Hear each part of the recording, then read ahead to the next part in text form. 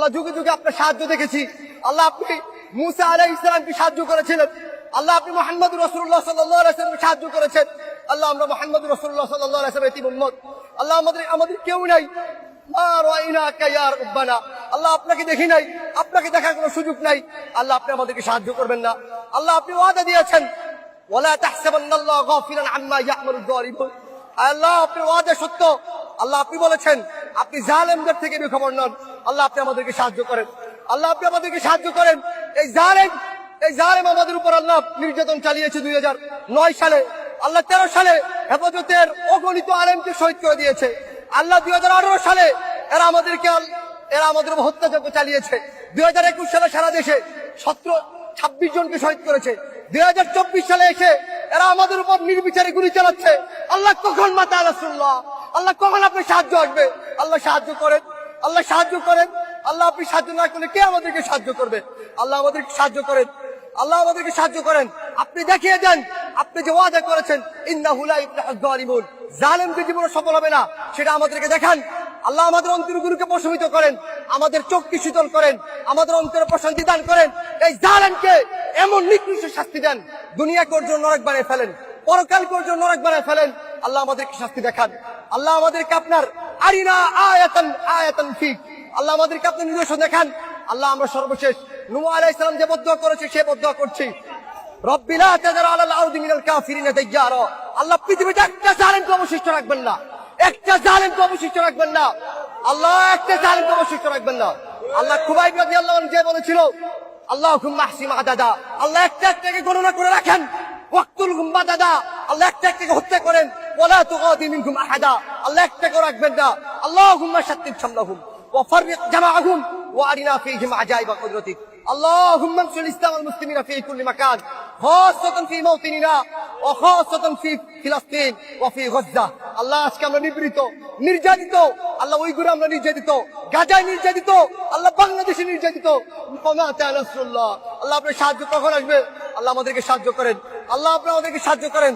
আল্লাহুম্মা আলি কালিমাতাক ওয়া আসফিল কালিমাতাল্লাযীনা কাফারু ওয়া কালিমাতুল্লাযীনা কাফারু হিয়া সুফলা। আল্লাহুম্মা তাকাব্বাল মিন্না ইন্নাকা আনতাস সামিউল আলিম।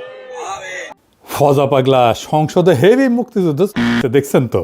যতদিন রয়্যাল বেঙ্গল টাইগার থাকবে মুক্তিযোদ্ধা জিতবে, রাজাকার কোনোদিন এদেশে জয় লাভ করতে পারবে না। বিএনপির অন্যান্য এমপি মন্ত্রীরাও কইছে, আমি তো এই নিয়ে এপিসোড করেছি। আবার দেখলাম জামাতের এমপি শাহজাহান সাহেব কইছে গোলাম আজম নাকি স্বাধীন পূর্ব পাকিস্তানের স্বপ্ন দেখেছেন। এই সংসদ একটা নাট্যশালা হয়ে যাইতেছে। মাঝে মাঝে দেখি এনসিপি মুক্তিযুদ্ধ করে সিক্কর পারে। মুক্তিযুদ্ধের নতুন রূপ তৈরি হয়েছে, মুক্তিযুদ্ধের নবায়ন হয়েছে। আমি এখন কই যাই, সবাই দেখে মুক্তিযোদ্ধা হয়ে গেছে, খালি আমি একাই রাজাকার হয়ে গেলাম। 1971-কে 2024-এর জুলাই বিপ্লবের মুখোমুখি দাঁড় করাইয়া 2024-কে বাতিল করে দেওয়ার শয়তানি অনেক আগে থেকে শুরু হয়েছে। এই শয়তানিটা শুরু করছে বিএনপি, পিছে ছিল ইন্ডিয়া আর আওয়ামী লীগের ন্যারেটিভ পাওয়ার। তাই জুলাইকে একটা দার্শনিক আর ঐতিহাসিক ভিত্তির উপরে দাঁড় করাতে না পারার দায় এখন পুরা জুলাইকে দিতে হইতেছে। মুক্তিযুদ্ধের ধারাবাহিকতায় নাকি জুলাই হয়েছে, এ বয়ান আগে আনে আসিফ নজরুল। আবার নাহিদ সংসদে দাঁড়ায় সে আসিফ নজরুলের কথা ধার করিয়া কইতেছে জুলাইয়ের মধ্য দিয়া মুক্তিযুদ্ধের নবায়ন হয়েছে। হ্যাঁ, জুলাই মুক্তিযুদ্ধেরই ধারাবাহিকতা। শুনেন, জুলাই গণ অভ্যুত্থানের মধ্য দিয়ে মুক্তিযুদ্ধের নতুন রূপ তৈরি হয়েছে, মুক্তিযুদ্ধের নবায়ন হয়েছে। ভাই মুক্তিযুদ্ধের চেতনা কোটান কোট এইটার বিরুদ্ধেই তো জুলাই হয়েছে। শুনেছেন? একবার আসিফ নজরুলকে দিয়ে আসা ইন্টারিম বানায়া এলো, তারপরেও এদের শিক্ষা হয় না। 1971-এর ধারাবাহিকতায় জুলাই আসে নাই। 1971-এর সাথে জুলাইয়ের কোনো সম্পর্কই নাই। সম্পর্ক থাকলে জুলাইকে 71 দিয়ে ব্যাখ্যা করা যাইত, সেটা করা যায় না। 1971 ছিল আমাদের ভুল ঠিকানা, 1947-ও ছিল তাই 2024 আমাদের ডেস্টিনি। 2024 1971-এর পোলা না, 2024 1971-এর বাপের বাপ। সেই বাপকে 1971 চিনতে পারে নাই। আমি জানি আমার কথায় মেলা হালকাও হবি, কিন্তু যদি বাইসে থাকি এই ন্যারেটিভ প্রতিষ্ঠা করে দিয়ে যাব ইনশাল্লাহ। আসেন আল্লাহর নামে শুরু করি।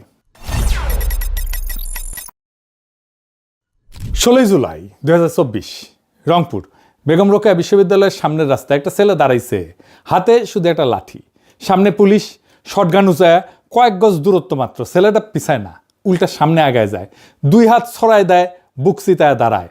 সে যেন বলতেছে গুলি করো, আমি প্রস্তুত।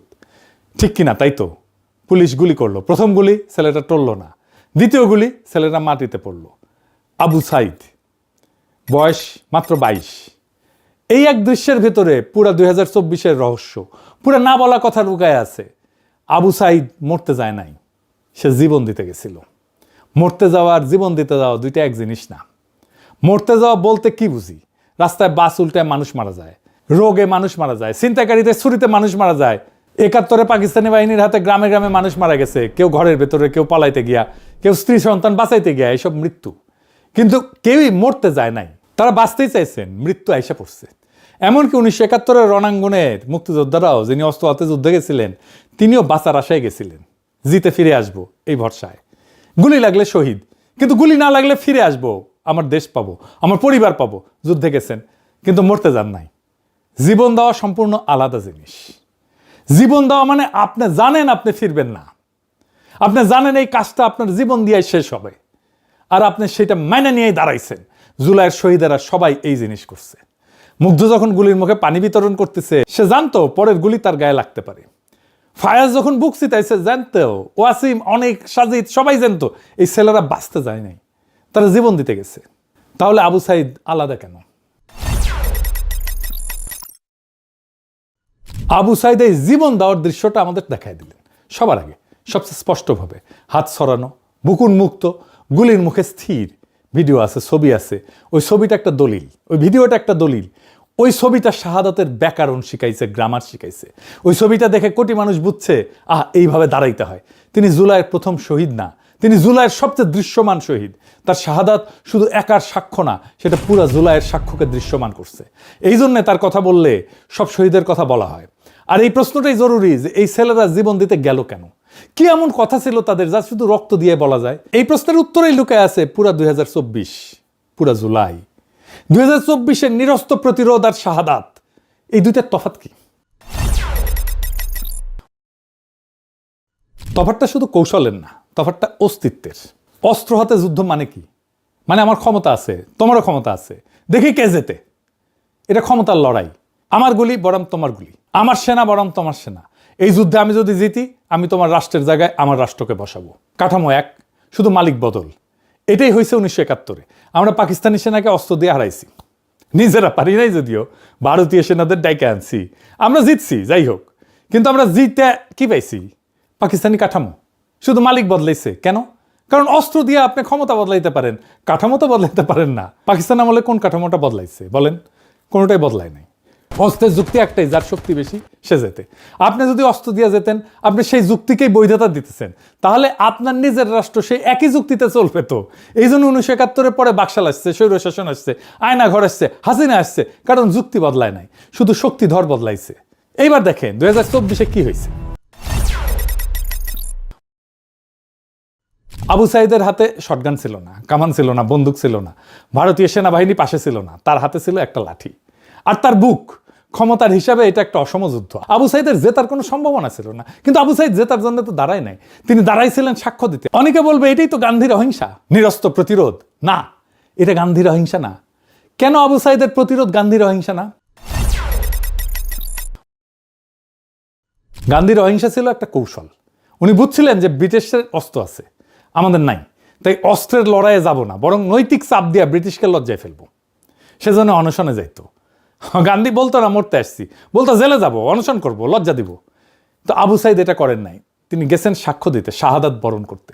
গান্ধী রাষ্ট্রের ন্যায় বিচার চ্যালেঞ্জ করতেছেন, আবু সাইদ রাষ্ট্রের সার্বভৌমত্বের ধারণাকে চ্যালেঞ্জ করতেছেন। প্রথমটা সংস্কারের দাবি, দ্বিতীয়টা কাঠামো ভাঙার দাবি। এইখানেই 2024 আলাদা। এই জন্যই গান্ধীর ভারত আজকেও ব্রিটিশ কাঠামোতে চলে। সংসদ ভবন ব্রিটিশ, আইন ব্রিটিশ, আমলাতন্ত্র ব্রিটিশ, শুধু সাদা চামড়ার জায়গায় বাদামি চামড়া। কিন্তু 2024-এর শাহাদাত হাসিনার কাঠামোর বৈধতাকে ধ্বংস করে দিছে। শাহাদাত মানে কি? শুধু জীবন দেওয়া? শাহাদাত 3 অর্থের একটা শব্দ। শাহাদাত শব্দের 3টা অর্থ। প্রথম অর্থ সাক্ষ্য দেওয়া। একজন মুসলমান যখন বলে আশহাদু আল্লাহ ইলাহা ইল্লাল্লাহ, সে তখন সাক্ষ্য দিতেছে আল্লাহ ছাড়া কোনো উপাস্য নাই। দ্বিতীয় অর্থ সত্যের পক্ষে দাঁড়ানো, শুধু মুখে বলা না, শরীর দিয়ে দাঁড়ানো। তৃতীয় অর্থ মৃত্যু, যখন সাক্ষ্য রাখার জন্য জীবন দিতে হয়, সেই সাক্ষ্যদাতা হন শহীদ। শাহাদাত মানে এমন এক সাক্ষ্য যা শরীর দিয়ে লেখা, রক্ত দিয়ে লেখা। আবু সাইদ যখন বুক চিতায় দাঁড়াইল, তার শরীর ছিল কলম, তার রক্ত ছিল কালি। সে লিখতেছিল একটা বাক্য যেটা মোছা যাবে না। কোন বাক্য লিখতেছিল তাহলে আবু সাইদ? লিখছে তোমাদের রাষ্ট্র চূড়ান্ত না, তোমাদের গুলি চূড়ান্ত না, তার উপরে একজন আছেন, তার কাছ থেকে হিসাব হবে। এই বাক্য নতুন না, এই বাক্য তিতুমিল লিখছিলেন নারকেল বাড়িয়ায়, দুদুমিয়ার ফাড়ায় যে কৃষকেরা লিখছিলেন জমিদারের লাঠির সামনে। আর এই বাক্য আবু সাইদ লিখলেন 2024 রংপুরের রাজপথে। আবু সাইদ এক মুহূর্তে সে দীর্ঘ সিলসিলা গিয়া দাঁড়াইলেন, আর রাষ্ট্র ওই মানুষটাকে আটকাইতে পারল না। তার পথ ধরে আবাবিলের মতো আসলো লাখো লাখো কোটিতে কোটিতে তরুণ। রাষ্ট্র কেন এই মানুষটাকে আটকাইতে পারে না? আধুনিক রাষ্ট্র মানুষকে নিয়ন্ত্রণ করে দুইটা জিনিস দিয়ে, ভয় আর লোভ। ভয় মারতে পারে, জেলে পুরতে পারে, পরিবার ধ্বংস করতে পারে, গুম কইরা ফেলতে পারে, তাই চুপ থাকো। লোভ চাকরি দেবে, ঠিকাদারি দেবে, ব্যাংক লুট করতে দেবে, তাই বশ্যতা স্বীকার করো। এনে দুই যন্ত্র দিয়ে হাসিনা 15 বছর চলছে। কিন্তু আবু সাইদ যখন বুক পাইতে দাঁড়াইলো সেই মুহূর্তে রাষ্ট্রে পুরো যন্ত্র অচল। কেন? কারণ যে বিশ্বাস করে মরলে শহীদ, জান্নাতে যাব, তার উপরে ভয়ের কোনো ক্ষমতা নাই তো। যে বিশ্বাস করে এই দুনিয়ার চাকরি, প্রমোশন, প্লট সব অর্থহীন, আসল হিসাব আখেরাতে, তার উপরে লোভের কোনো ক্ষমতা নাই। রাষ্ট্রের হাতে আর কোনো অস্ত্র নাই। এটাই বাঙ্গু এলিটকে সবচেয়ে বেশি কাঁপাইছে। বাকশাল তাদের কাঁপায় নাই, আয়নাঘর তাদের কাঁপায় নাই, হাসিনার শাসন তাদের কাঁপায় নাই, 1/11 তাদের কাঁপায় নাই, ভারতীয় আধিপত্যবাদ তাদের কাঁপায় নাই। যা কাঁপাইছে তরুণদের সে আত্মসমর্পণের দৃশ্য। কার কাছে আত্মসমর্পণ? রাষ্ট্রের কাছে না, আল্লাহর কাছে। জার্মান আইন দার্শনিক কার্ল স্মিথ 1922 সালে বললেন, আধুনিক রাষ্ট্রের সব ধারণায় আসলে চুরি করা থিওলজি। আধুনিক রাষ্ট্রের একটা ধারণা আছে সোভারেন, সার্বভৌম, চূড়ান্ত রাষ্ট্র, চূড়ান্ত সার্বভৌম, যার উপরে কেউ নাই। এটা আল্লাহর গুণাবলী থেকে চুরি করা। আরেকটা ধারণা আছে স্টেট অফ এক্সেপশন, জরুরি অবস্থা। রাষ্ট্র বলে আজ আইন কাজ করবে না, সংবিধান স্থগিত, আমার ইচ্ছায় চলবে, এটাই চলবে। এটাই সার্বভৌমত্ব, এটাই সবচেয়ে বড় চুরি। ভাবেন, মুসা নবীর সামনে সাগর 2 ভাগ হয়েছিল কেন? কারণ আল্লাহ চাইছিলেন। প্রকৃতির নিয়ম সেই মুহূর্তে স্থগিত হয়ে গেছিল। ইব্রাহিম নবীকে আগুনে ফেলা হয়েছিল, আগুন পুড়াইতে পারে নাই, কারণ আল্লাহ চাইছেন, নিয়ম স্থগিত। এক্সেপশন, নিয়মের উপরে দাঁড়ায় নিয়ম স্থগিত করার ক্ষমতা, এটাই সার্বভৌমত্ব। এটা একমাত্র আল্লাহর, কেউ পারে না। এটা আর কেউ পারে না। আধুনিক রাষ্ট্র ওই ক্ষমতাটা চুরি করছে, সে বলে আমি পারি। হাসিনা যখন বলে জরুরি অবস্থা, উনি বলতেছেন সংবিধান কাজ করবে না। যখন বলতেছে আদালত আমার ইচ্ছায় চলবে, নির্বাচন আমার ইচ্ছায় আসবে, কে এমপি হবে আমি ঠিক করব, কে বেঁচে থাকবে, কে মারা যাবে, কে গুম হবে, কাকে গুলি করব, কাকে বাঁচতে দেবো না, কাকে দেশান্তরী করব, এটাই আমি ঠিক করব। সে তখন নিজেকে আল্লাহর জায়গায় বসাইতেছে। তিনি বলতেছেন নিয়ম স্থগিত করার ক্ষমতা আমার, এই ক্ষমতা মানুষের না, এই ক্ষমতা রাষ্ট্রের না, এই ক্ষমতা একমাত্র আল্লাহর। আর সবচেয়ে গভীর চুরি দিন আর দুনিয়ার বিভাজন। রাষ্ট্র বলে ধর্ম প্রাইভেট, রাজনীতি পাবলিক। মসজিদ একটা জায়গা, রাজপথ আর একটা। ইসলাম বলে দিন আর দুনিয়া আলাদা না, একই। পাকিস্তান এই চুরির উত্তরাধিকারী, বাংলাদেশে ওই চুরির উত্তরাধিকারী, হাসিনার রাষ্ট্রের চুরির উত্তরাধিকারী। আবু সাইদ বুক পেতে দাঁড়ানো সেই দাবিকে এক লহমায় চুরমার করে দিল। সে বলল তুমি চূড়ান্ত না, তোমার রাজপথ মসজিদ বিভাজন আমরা মানি না। এই এক বিশ্বাসে পুরো রাষ্ট্রের ভিত্তি কাঁপলো। হাসিনা পলাইলো। তারেক রহমান বলছিল শহীদরা শুধুমাত্র একটা সংখ্যা না, একটা প্রাণের সমাপ্তির অর্থ হইল একটা পরিবারের মৃত্যু, একটা স্বপ্ন এবং সম্ভাবনার অবসান। আসলে কি শহীদের মৃত্যু স্বপ্ন আর সম্ভাবনার অবসান? শহীদরা মরে না, না, শহীদরা মরে না, সে মহাজীবনে যায়। কিভাবে? কোরআনে একটা আয়াত আছে, আপনারা জানেন, আল্লাহর পথে যারা নিহত হয় তাদের মৃত বলো না, বরং তারা জীবিত। কিন্তু তোমরা তা বুঝতে পারো না। এটা শুধু ধর্মীয় সান্ত্বনা না, এটা অস্তিত্বের সত্য। আমাদের সাধারণ জীবন কি? জন্ম, খাওয়া, বাঁচা, কাজ, বার্ধক্য, মৃত্যু, শেষ, মাটির নিচে পৌঁছে যাওয়া। কিন্তু শহীদের জীবন আলাদা। শহীদের মৃত্যুর মুহূর্তে সে এক সাধারণ জীবন থেকে বাইর হয়, এক মহাজীবনে প্রবেশ করে। সে মহাজীবন যা এই ডেল্টার মাটিতে গাথা। জাতি তুমির জীবন, জাহাজি শরীয়তুল্লাহর জীবন, যিনি 1831-এ নারকেল বাড়িয়ার বাঁশের কেল্লায় ব্রিটিশ কামানের গোলার সামনে বুক পেতে দিছিলেন। যা ফারায়েজি বাহিনীর সেই কৃষক শহীদের জীবন, যাদের নাম পাঠ্য বইয়ে নাই, কিন্তু যাদের রক্ত পদ্মা মেঘনায় মাটিতে মিশে আছে। যা 1943-এর দুর্ভিক্ষে মইরা যাওয়া সেই লক্ষ লক্ষ হতভাগ্য বাঙালির জীবন, যারা ব্রিটিশ সাম্রাজ্যের লুটের সাক্ষী। আর যা 2024-এ আবু সাইদের জীবন। এই সব শহীদই একই সুতায় গাথা। তাদের রক্ত একই আকাশের নিচে পড়ছে, তাদের সাক্ষ্য এক, তারা সবাই এই ডেল্টার শহীদ। পদ্মা মেঘনা যমুনার মাটিতে মিশা শহীদ। শহীদ মরে না, সে বাঙালি মুসলমানের 8 শতাব্দীর সেই অমর কাফেলায় দুইকা যায়, একটাই উৎসে ফেরে। উৎস কি? জার্মান দার্শনিক মার্টিন হেইডেগার বলেন, আধুনিক মানুষের সবচেয়ে বড় অসুখ হইল সে উৎস থেকে বিচ্ছিন্নতা। মানুষ যখন মাটি, তার ভাষার ইতিহাস হারায়, সে আসলে অস্তিত্ব হারায় না, সে আছে কিন্তু পূর্ণভাবে নাই। হাইডেগারের নাম দিছেন অপ্রকৃত অস্তিত্ব, ইনঅথেন্টিক এক্সিস্টেন্স। পাকিস্তানের 24 বছর বাঙালি মুসলমান অপ্রকৃত, ইনঅথেন্টিক। তাকে বলা হয়েছিল তুমি পুরা মুসলমান না, তোমার বাঙালিত্ব ফেলো, ছুঁড়ে ফেলো। বাংলাদেশে 55 বছর বাঙালি মুসলমান অপ্রকৃত, ইনঅথেন্টিক। তাকে বলা হয়েছিল তুমি মুসলমান পরিচয় নিয়ে তো প্রগতিশীল হইতে পারবা না, তোমার মুসলমানিত্ব ফেলো। বাঙালি মুসলমানের জীবন ৭৭ বছর অপ্রকৃত অস্তিত্ব, ইনঅথেন্টিক এক্সিস্টেন্স। আরবের ৪র্থ শতাব্দীর মহান চিন্তক ইবনে খালদুন ৬০০ বছর আগে এই কথা ভিন্ন ভাষায় বলছিলেন। তিনি একটা শব্দ ব্যবহার করে বলছিলেন আসাবিয়া, গোষ্ঠী চেতনা, মাটির বন্ধন। ইবনে খালদুন বললেন যেই জাতির আসাবিয়া হারায় সে পতিত হয়, যেই জাতি আসাবিয়া পুনরুজ্জীবিত করে সে আবার উঠে দাঁড়ায়। 2024 আসাবিয়ার পুনরুজ্জীবন, পতিত জাতির পুনরুত্থান। আবু সাইদ যখন বুক চিতায় দাঁড়াইলেন তিনি এক মুহূর্তে আমাদের জাতিকে আসাবিয়া ফিরিয়ে দিলেন। এইটাই উৎসে ফেরা। কোন উৎসে ফেরা? বাঙালি মুসলমানের উৎস এই গাঙ্গেয় বদ্বীপে, এই ডেল্টায়, নদীতে, পলিমাটিতে, কৃষকের ঘামে। বাংলা ইসলাম আসছে নদীর সাথে, কৃষির সাথে, পীর দরবেশের সাথে, স্থানীয় সমাজের সাথে মিশা। বাঙালি মুসলমান এই মাটির সন্তান। তাহলে তার উৎসে ফেরা মানে তার নিজের ৮ শতাব্দীর ইতিহাসে ফেরা। যে ইতিহাস ৪৭ চাপা দিছিল, যে ইতিহাস ৭১ চাপা দিছিল, আসেন এইবার সেই ইতিহাসটা দেখি। ৮ শতাব্দীর চাপা পড়া কণ্ঠস্বর কি ছিল সেই ইতিহাস? বাঙালি মুসলমান 1000 বছর ধরে 4টে জিনিস চাইছে, একসাথে চাইছে। প্রথম, জমির অধিকার। দ্বিতীয়, কেন্দ্রের বিরুদ্ধে প্রান্তের অধিকার। তৃতীয়, বাংলার ভূখণ্ডের নিজস্ব রাজনীতি। চতুর্থ, নাগরিক মর্যাদা। বাঙালি মুসলমান, এই মাটির মানুষ, এই তিনটাই পূর্ণ। এই 4-5টা বড় মুহূর্ত আসছে বাঙালি মুসলমানের জীবনে, দুর্ভাগ্যজনকভাবে একবারে আসেনি। 1 নম্বর মুহূর্ত কখন আসছে? সেইটা ছিল বঙ্গীয় সুলতানি আমল। শামসুদ্দিন ইলিয়াস শাহ 1352 সাল। প্রথম দিন বাংলা দিল্লির প্রদেশ না, নিজেই রাষ্ট্র। প্রথম দিন বাঙালি জানলো আমাদের শাসন করতে দিল্লি লাগে না, আমরাই পারি। এই স্মৃতি 2024-এ ফিরল, যখন আমরা বললাম ভারত আমাদের নিয়তি ঠিক করবে না, দিল্লি না ঢাকা, ঢাকা ঢাকা।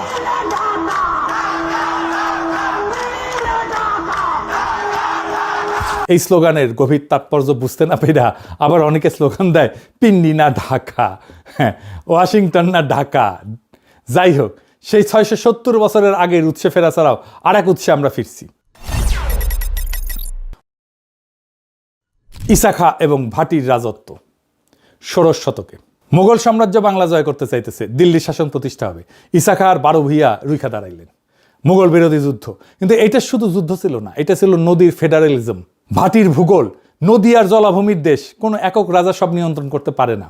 ছোট ছোট শক্তিকেন্দ্র, স্থানীয় জোট, 12 জন ভূঁইয়া, তারাই বাংলা শাসন করে। ইসাখার সাথে দাঁড়াইছিলেন রাজা কংসনারায়ণ ভৌমিক, 12 ভূঁইয়ার এক ভূঁইয়া। হিন্দু মুসলমান দাঁড়াইলেন পাশাপাশি, মুসলমান ভূঁইয়ার পাশে দিল্লির বিরুদ্ধে। ধর্ম না, এই মাটি ছিল তাদের ঐক্যের ভিত্তি। ঠিক যেভাবে 2024-এ মীর মুগ্ধের পাশে দাঁড়াইছিল হৃদয় তারুয়া। 400 বছর পরে একই ব্যাকরণ। সেই একই ফেডারেলিজমের কল্পনা ছিল 1940-এ আবার শেরে বাংলা ফজলুল হকের লাহোর প্রস্তাবে। তিনি ভারতের সংখ্যালঘুদের একাধিক রিপাবলিক চাইছিলেন। সেই ধারণায় 1966-তে 6 দফায় ফিরছিল। জিন্না ইন্ডিয়ার কাছে যা যা চাইছিলেন, আমরা 6 দফায় পাকিস্তানের কাছে তাই চাইছি। বিষয়টা ব্যাখ্যা করি, আরো গভীরে গিয়া মজা লাগবে। দেখেন একটা আশ্চর্য মিল। জিন্না 1940-এর লাহোর প্রস্তাবে ভারতের কাছে কি চেয়েছিলেন? মুসলমানদের জন্য আলাদা অটোনমি, অটোনোমাস ইউনিট, নিজস্ব আইনসভা, নিজস্ব শিক্ষা ব্যবস্থা, নিজস্ব অর্থনৈতিক নিয়ন্ত্রণ, কেন্দ্রের হাতে শুধু প্রতিরক্ষা আর পররাষ্ট্র, বাকি সব প্রদেশের। মুসলমানরা ভারতের সংখ্যালঘু, তাই তাদের সুরক্ষা দরকার কেন্দ্রের হিন্দু সংখ্যাগরিষ্ঠ থেকে, তাই না? মুজিব 1966-তে 6 দফায় পাকিস্তানের কাছে কি চাইলেন? বাঙালিদের জন্য ফেডারেল অটোনমি, নিজস্ব আইনসভা, নিজস্ব মুদ্রা, নিজস্ব রাজস্ব, নিজস্ব মিলিশিয়া, কেন্দ্রের হাতে শুধু প্রতিরক্ষার পররাষ্ট্র, বাকি সব প্রদেশের। বাঙালিরা পাকিস্তানের সংখ্যাগরিষ্ঠ, কিন্তু পশ্চিম পাকিস্তানি এলিটের নির্যাতনে সংখ্যালঘুর মতো বঞ্চিত, তাই তাদের সুরক্ষা দরকার। কেন্দ্রে পাঞ্জাবি উর্দু আধিপত্য থেকে। দেখলেন তো, একই দাবি, একই যুক্তি, একই কৌশল। জিন্না ভারতের কাছে যা চাইছেন, মুজিব পাকিস্তানের কাছে ঠিক একই জিনিসটা চাইতেছেন। 6 দফা লাহোর প্রস্তাবের বাংলা অনুবাদ, আর কিছু না। জিন্না ভারত ছাড়তে চান নাই, ভারতের ভিতরে অটোনমি চাইছেন, কংগ্রেস দিল না, তিনি বাধ্য হয়ে আলাদা রাষ্ট্র করলেন। মুজিব পাকিস্তান ছাড়তে চান নাই, পাকিস্তানের ভিতরে অটোনমি চাইছেন, ভুট্টো ইয়া দিল না, তিনি বাধ্য হয়ে আলাদা রাষ্ট্র করলেন। পাকিস্তান বাধ্য হয়ে, বাংলাদেশও বাধ্য হয়ে। দুটাই কারেকশন, দুটাই প্ল্যান বি। জিন্নার প্ল্যান এ ছিল ভারতের ভিতরে মুসলমানের অটোনমি, ব্যর্থ হয়েছে। তারপরে প্ল্যান বি হয়েছে পাকিস্তান। মুজিবের প্ল্যান এ ছিল পাকিস্তানের ভিতরে বাংলার অটোনমি, ব্যর্থ হয়েছে। Plan B Bangladesh. 2 ফাউন্ডার, একই প্লেবুক। আর এই জন্যেই 2 রাষ্ট্র শেষমেশ একই রকম হয়ে গেল। কারণ যেই রাষ্ট্রের প্ল্যান এ ছিল অন্য রাষ্ট্রের ভিতরে থাকা, সেই রাষ্ট্র প্ল্যান বি হিসেবে দাঁড়াইলেও কখনো নিজস্ব ডেস্টিনি তৈরি করতে পারে না। সে শুধু আগের কাঠামোর কপি বানায়। পাকিস্তান ব্রিটিশ ভারতের কাঠামোর কপি, শুধু মুসলমান পরিচয়ের পোশাকে। বাংলাদেশ পাকিস্তানের কাঠামোর কপি, শুধু বাঙালি পরিচয়ের পোশাকে। দুটেই অন্যের ছায়া, নিজস্ব ভিত্তি নাই। এই জন্যে 2024 ভিন্ন। 2024 কারো ভিতরে অটোনমি চাইতেছে না, 2024 কারো প্ল্যান বি না, 2024 প্ল্যান এ। 800 বছরের পূর্ববঙ্গীয় ডেস্টিনির সরাসরি আর্টিকুলেশন প্রথমবার। এইবার আসেন আগের আলাপে ফিরে যায়। 3 নম্বর মুহূর্ত কোনটা ছিল? ফারাজি আন্দোলন। হাজী শরীয়তুল্লাহ, তারপর তার ছেলে দুদু মিয়া পাঠ্য বই বলে যে ধর্মীয় সংস্কার আন্দোলন, নামাজ ঠিকঠাক পড়ো, এইটুকুই। পাঠ্য বই মিথ্যা বলে। ফারাজি ধর্মের ভাষা নিয়ে রাজপথে নামছে, জমিদার নীলকর ঔপনিবেশিক অন্যায়ের বিরুদ্ধে। ধর্ম মসজিদে আবদ্ধ থাকলো না, ধর্ম জমির রাজনীতিতে ঢুকলো। দুদু মিয়ার সংগঠন প্রতি 10টা পরিবারের একটা প্রধান, নিজেদের আদালত, নিজেদের বিচার। জমিদার আক্রমণ করলে কৃষক একসাথে দাঁড়ায়। এটা শুধু আন্দোলন না, এটা সমান্তরাল সমাজ, ধর্মের ভিত্তিতে তৈরি, লক্ষ্য জমির ইনসাফ। এখানে নতুন জিনিস জন্মাইল, জনগণের রাজনৈতিক ধর্ম। জনগণের এই রাজনৈতিক ধর্মকেই বাঙ্গো এস্টাবলিশমেন্ট ভয় পায়, ইন্ডিয়া ভয় পায়। আপনি ধর্মকে অন্দরমহলে ঢুকাই দিতে চাইলেও পারবেন না, কারণ তার কালেকটিভ মেমোরি বিদ্রোহ করবে। তার কালেকটিভ মেমোরিতে আছে তো ইতিহাস চাপা পড়লো 1971-এ হাসিনা বাপের আমলে। হাসিনা আমলে 2 বাপ বেটেই বললো ধর্ম মসজিদে থাকবে। এটাই সেকুলারিজম। জাতীয় মসজিদে জুম্মার সময় যুদ্ধ বেশে পুলিশ পাহারা দিত, আল-আকসা মসজিদের মতো। বাইতুল মোকাররমের ভিতরে ঢুকে গুলি করছিল মুসল্লিদের পিটাইছিল। কিন্তু 170 বছর পরে 2024-এ এই ইতিহাস ফিরল, যখন তরুণরা রাজপথে যায় নামাজ বিছাইল, যখন বিজয়ের মুহূর্তে সেজদা দিল। দুদু মিয়ার বংশধররা আবার জাগলো। আবু সাইদ এই বংশধর, তিনি যেই সিলসিলায় দাঁড়াইছিলেন সেটাই ফারাইজের সিলসিলা। এরপরের মুহূর্ত কোনটা? 1905 বঙ্গভঙ্গ। কলকাতার ভদ্রলোকরা বঙ্গভঙ্গের বিরুদ্ধে দাঁড়াইল, জাতীয় অপমান বলল। রবীন্দ্রনাথ গান লিখলেন, আমার সোনার বাংলা আমি তোমায় ভালোবাসি। এত ভালোবাসা, কিন্তু উনি পূর্ববঙ্গে এসে থাকলেন না। এত ভালোবাসলেও অখণ্ড বাংলার পক্ষে দাঁড়াইলেন না। কারণ আছে, বড় প্রেম তো। শরৎচন্দ্র বলছেন না, বড় প্রেম শুধু কাছেই টানে না, দূরেও ঠেলিয়া দেয়। কিন্তু পূর্ববঙ্গের মুসলমান কৃষকের কাছে এটা ছিল প্রথম প্রশাসনিক মুক্তি। প্রথম দিন সে বুঝলো আমরা কলকাতার পরিচয়ের অংশ না, আমরা আলাদা। 6 বছর পরে এটা বাতিল হবে, কিন্তু স্মৃতি থেকে গেল। এরপরে পঞ্চম মুহূর্ত হইল পাকিস্তানের বিশ্বাসঘাতকতা। আমরা লাহোর প্রস্তাবে চাইছিলাম একাধিক রিপাবলিক। জিন্নাহ আর মুসলিম লীগ যে পাকিস্তান বানাইলো সেটা একক কেন্দ্রীভূত, করাচি নিয়ন্ত্রিত। লাহোর প্রস্তাবের সাথে বিশ্বাসঘাতকতা। পাকিস্তানের কল্পনার মধ্যে দিয়ে যে বিকল্প পথের সন্ধান করছিল আমাদের পূর্বপুরুষেরা, সেটা ফেল করলো। কেমনে? সোহরাওয়ার্দীকে ছুঁড়ে ফেললো। পাকিস্তানকে কে আনছিল? জিন্নাহ ছিলেন আইনজীবী, বোম্বের বাসিন্দা, বাংলা চিনতেন না। বাংলায় পাকিস্তান আনছিল মূলত একজনই, হোসেন শহীদ সোহরাওয়ার্দী। তিনি ব্রিটিশ বাংলার শেষ মুখ্যমন্ত্রী। 1946-এ ফাইনাল নির্বাচনে, যেই নির্বাচন ছিল পাকিস্তানের ম্যান্ডেটের নির্বাচন, তিনি বাংলায় মুসলিম লীগের ভূমিধ্বস বিজয় অর্গানাইজ করছিলেন। পাকিস্তানের ধারণা বাংলার মাটিতে প্রতিষ্ঠা তার অক্লান্ত পরিশ্রমের ফসল। এবার দেখেন পাকিস্তান তাকে কি দিল। 1947-এর অগাস্ট কেন্দ্রের ক্যাবিনেট গঠিত হইল, সোহরাওয়ার্দী জায়গা পেল না। বাংলা থেকে ক্যাবিনেটে ঢুকলো ফজলুর রহমান নামে অখ্যাত ব্যক্তি, শিক্ষামন্ত্রী, যার ছেলে, মনে রাখেন নামটা, সালমান এফ রহমান। 77 বছর পর হাসিনা ফ্যাসিবাদের অর্থনৈতিক স্থপতি। এই এক জেনারেশনাল কন্টিনিউটি। পূর্ব বাংলার প্রথম মুখ্যমন্ত্রী নির্বাচন সোহরাওয়ার্দী হারলেন কেন? কারণ তার সাপোর্ট বেস ছিল পশ্চিমবাংলায় মুসলিম এমপিদের মধ্যে। স্যার সিরিল র্যাডক্লিফের কলমে সেই এমপিরা ভারতে চলে গেছেন। জিতলেন খাজা নাজিমুদ্দিন, এক অপদার্থ লোক, সাথে নাই পাশে নাই কিসিমের।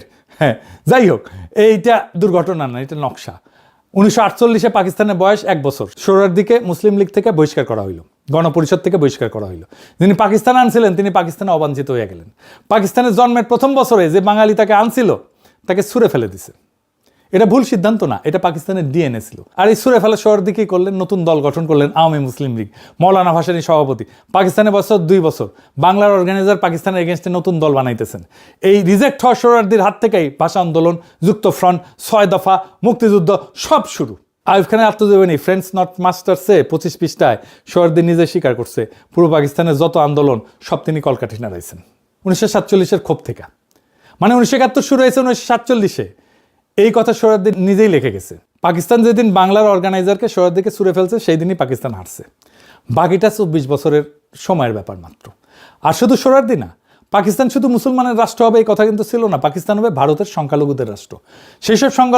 যেই সব সংখ্যালঘু ভারতে নিরাপদ না তাদের ঘর। মুসলমান আর সংখ্যালঘু এক জিনিস না, কিন্তু আরো সংখ্যালঘু আছে। দলিত হিন্দু, বর্ণ হিন্দু সমাজে যাদের অস্পৃশ্য বানাইছে, কুয়ার পানি ছুঁইতে দেয় না, মন্দিরে ঢুকতে দেয় না, মানুষ হিসেবে গণনাই করে না। দলিতদের নেতা ছিলেন যোগেন মন্ডল। তিনি ভাবলেন ভারতে থাকলে ব্রাহ্মণদের পায়ের নিচে আমরা থাকবো। কংগ্রেস ব্রাহ্মণদের দল। পাকিস্তানে গেলে অন্তত মুসলমানদের সাথে আমরা সমান। মুসলমান আর দলিত একসাথে, দুইটাই সংখ্যালঘু, দুইটাই বর্ণ হিন্দুর হাতে নির্যাতিত। তিনি পাকিস্তান আন্দোলন করলেন। দেখা দেখি লক্ষ লক্ষ দলিত হিন্দু পাকিস্তান আন্দোলনের সমর্থন দিলেন।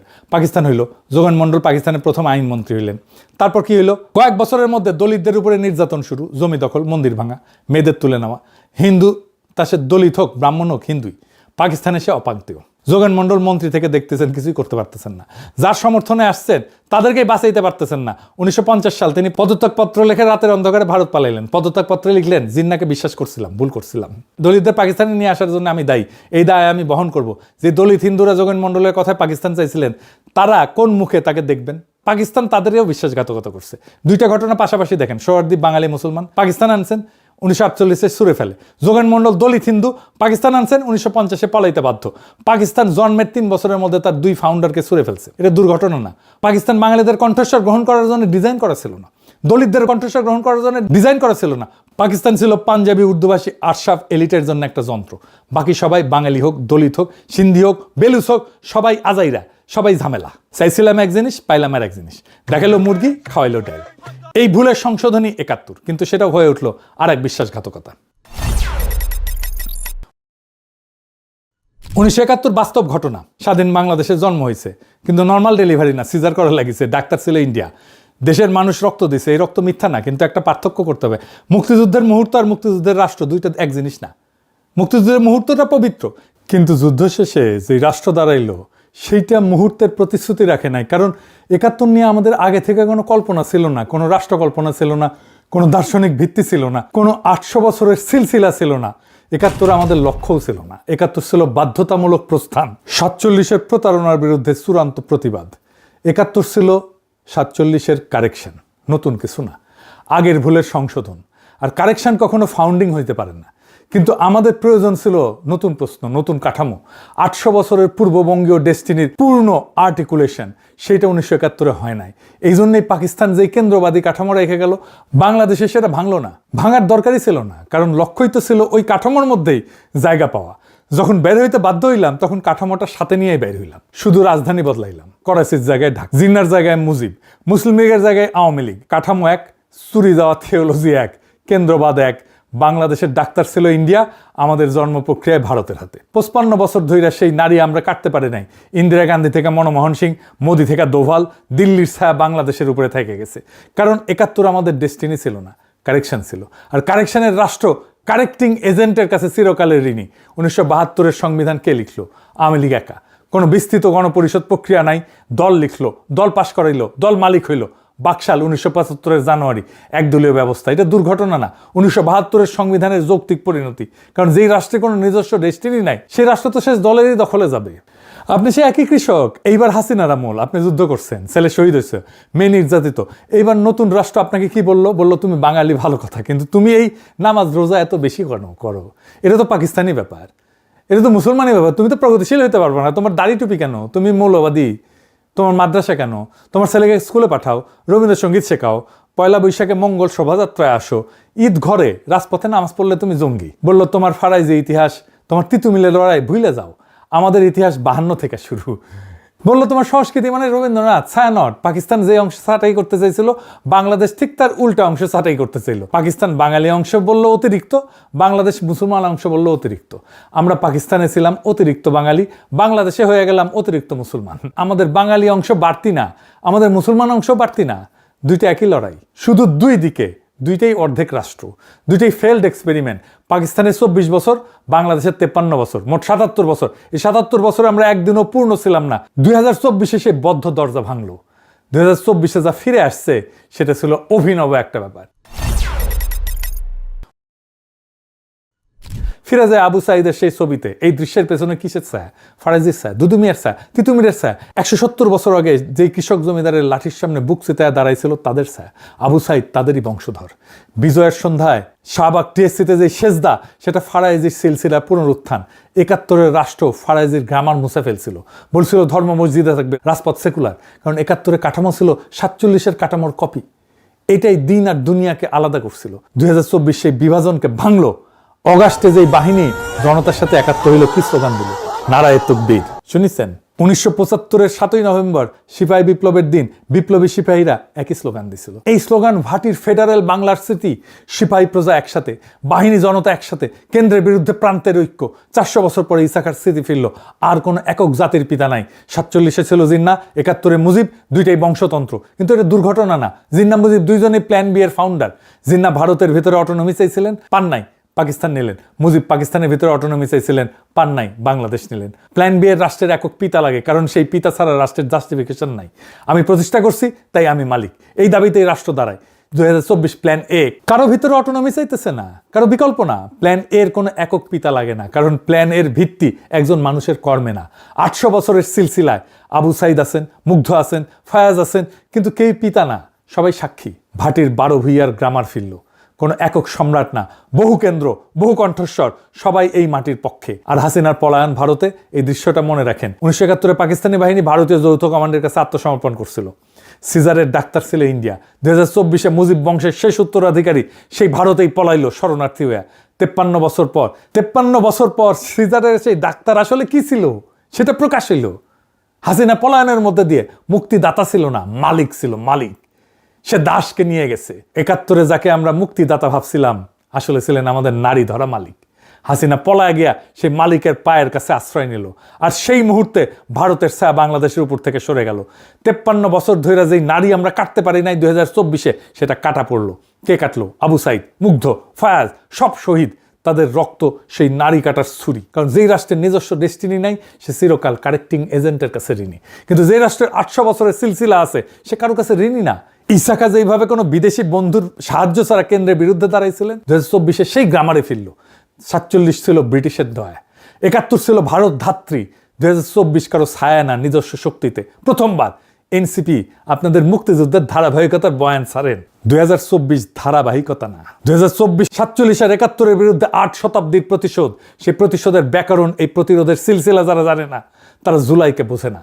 এই প্রতিশোধের আগুন নিভতে দেব না, নেভানো যাবে না। ইনকিলাব জিন্দাবাদ।